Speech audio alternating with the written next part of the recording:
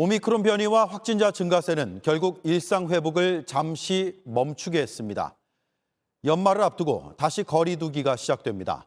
다음 주부터 수도권에서는 6명까지만 모일 수 있습니다. 미접종자 딱 1명을 빼곤 식당과 카페는 백신을 다 맞았거나 음성을 받은 걸 증명해야만 들어갈 수 있습니다.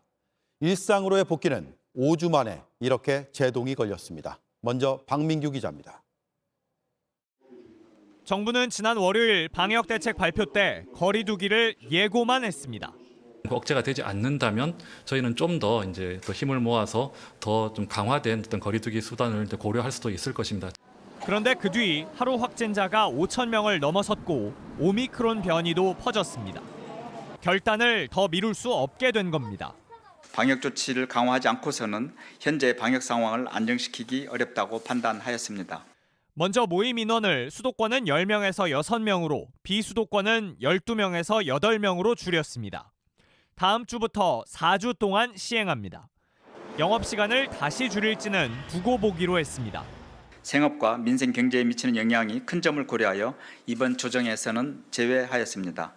식당과 카페는 백신 접종을 마쳤거나 48시간 내 음성 판정받은 사람만 이용할 수 있게 됩니다.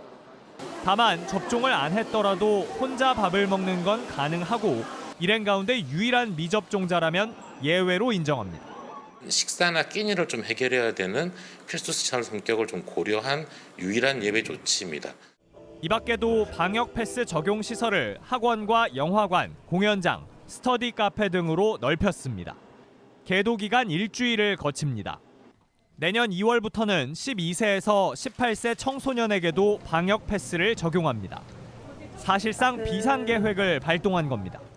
용어에 대한 부분들을 논쟁할 이유는 별로 없다라고 보여집니다. 특별 강화 대책이라고 하건 비상계획이라고 지칭하건 아무튼 현재로서는 일상 회복의 진행 과정을 잠시 유보시켜 놓고 고령층 3차 접종과 이번 조치가 맞물리면 앞으로 일주일에서 2주일 사이 효과가 나올 거라고 정부는 내다봤습니다. JTBC 박민규입니다.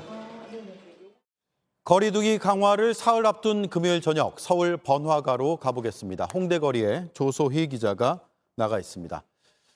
자, 조 기자, 사람들이 꽤 보이는군요. 네, 해가 저물고 퇴근 시간이 되면서 사람들이 빠르게 몰리고 있습니다. 그동안 위드 코로나 때 10명까지 모일 수 있게 돼서 사람이 많았는데 다음 주부터 강화된 거리두기에 들어간다는 소식을 듣고 마지막으로 모임을 하려는 사람들이 많습니다. 직접 들어보시죠. 예. 전처럼 저녁에는 2명, 4명 이런 느낌으로 돌아갈 수도 있겠다는 얘기는 들었는데 여행 가려고 약속했었는데 그거는 좀 힘들어질 것 같아서 그냥 오늘 여기서 모이기로 했습니다. 네, 날씨가 추워져서 실내에 사람들이 더 많이 모여 있게 되는데 직접 다녀보니까 어떻던가요? 네, 3시간 전부터 이곳저곳을 둘러봤습니다. 식당뿐 아니라 노래방, PC방, 영화관에도 사람들이 많았습니다. 특히 이곳 홍대는 젊은이들이 많이 찾다 보니 미니 사진관이나 게임 카페 등에도 사람이 많았습니다. 날씨가 춥다 보니까 실내로 몰리는 건데요. 또 클럽 앞에도 줄이 길게 늘어서 있었습니다. 많은 사람들이 실내로 모이면서 감염 우려가 더 커지고 있습니다. 식당가뿐만 아니라 그 주변에 선별진료소가 있잖아요. 거기도 사람들이 많았다면서요?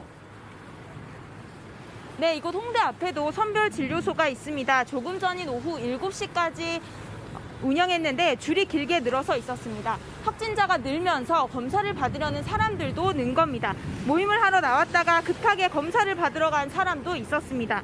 방역당국은 확진자가 빠르게 늘어난 데다 오미크론 바이러스까지 확산될 우려가 큰 만큼 연말 모임을 자제해달라고 당부하고 있습니다. 네, 거리 두기를 앞둔 홍대 거리에서 조소희 기자가 전해드렸습니다.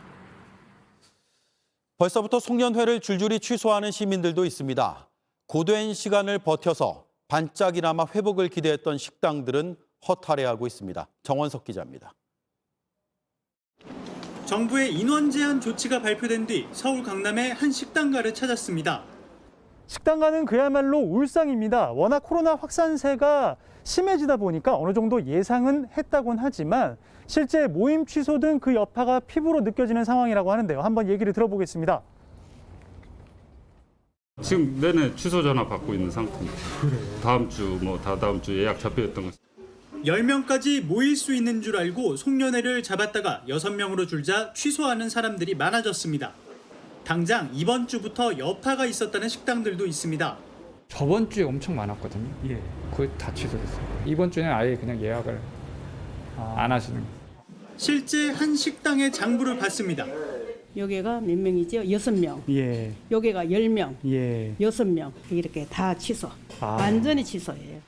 이번 주 확진자가 늘고 오미크론 공포가 커진 데다 정부가 인원 제한을 할 거란 소문이 돌면서 미리 모임을 취소한 사람들이 있었기 때문입니다. 2년 만에 잡았던 건데 또 오미크론 때문에 확진자도 많고 하니까 위험해서 그냥 다음으로 미루자 해서.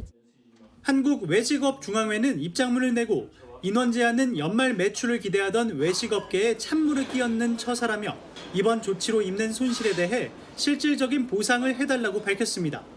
JTBC 정원석입니다. 오미크론 확산 우려가 현실이 되고 있습니다. 확진자는 6명으로 늘었고 감염이 의심돼 검사 중인 사람도 7명입니다. 2차, 3차 감염에 이어 4차 감염까지 나오면서 지역사회 전파는 시간 문제로 보입니다. 확진자가 집중된 인천교회의 조사 대상만 800여 명이고 확진자가 추가로 나온 초등학교 역시 전수 검사 대상입니다. 다음 주부터 연쇄 감염이 이어지면서 확진자가 무더기로 쏟아질 가능성이 커 보입니다. 윤영탁 기자입니다. 교회 문이 굳게 닫혔습니다. 사람은 찾아볼 수 없습니다. 오미크론 변이 세 번째 확진자인 30대 남성이 다닌 교회입니다. 여기서만 최소 10명의 추가 확진자가 나왔습니다. 검사 결과에 따라 오미크론 변이의 국내 첫 집단 감염원이 될 수도 있습니다. 첫 변이 확진자인 40대 부부도 이 교회를 다녔습니다. 현재까지 오미크론 변이가 의심되는 7명 가운데 4명이 이 교회 사람들입니다. 교회 밖 식당에서 감염된 교인도 있습니다. 오미크론 변이에 추가적인 연쇄 감염 우려가 나옵니다. 방역 당국은 이 남성과 같은 시간 예배를 본 411명을 포함해 800여 명을 추적 관리하고 있습니다. 추가 확진자가 계속 나올 가능성이 높습니다. 교회에서 800m 떨어진 초등학교도 비상입니다. 오미크론 변이 첫 확진자 부부의 아들 A군이 지난달 25일 오전 등교를 했습니다. 여기 하는 거 모르는 엄마들도 많아요. 그거 아니에요. 저도 오늘 지금 일찍 알고 와가지고. 교직원과 전교생에 대한 PCR 검사는 다음 주 월요일에나 실시하기로 했습니다. A군이 학교에 온 지 열흘 넘게 지난 뒤입니다. 걱정돼요. 우리 또 어른도 걱정되는데 그냥 임의대로 또 안 보낼 수는 또 없더라고요. 등교 당일 A군의 검사 결과가 음성이었다는 이유에서입니다. 그렇게 한 이후에는 얘는 학교를 가지를 않았으니까 30일 날 얘가 확진이 나왔다고 되어 있는데 확진이 나오면 그로부터 48시간 전이 범위에 들어가는 거예요. 당국은 이 학교에선 아직 밀접 접촉자가 나오지 않았다고 밝혔습니다. JTBC 윤영탁입니다.